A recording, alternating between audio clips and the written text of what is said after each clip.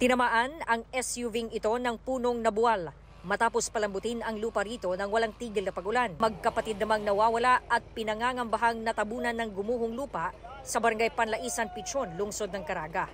Sa Tarragona, Davao Oriental, matapang na sinuong ng dalawang lalaki bitbit ang motorsiklo ang rumaragasang ilog. Hindi rin madaanan ng tulay sa barangay PM Sobricari sa Caraga. Kita ang paghampas ng tubig mula sa rumaragasang ilog. Kalaunan, gumuho ang bahagi ng tulay kaya pansamantala munang isinara. Binaharin ang kalsada sa barangay Poblasyon.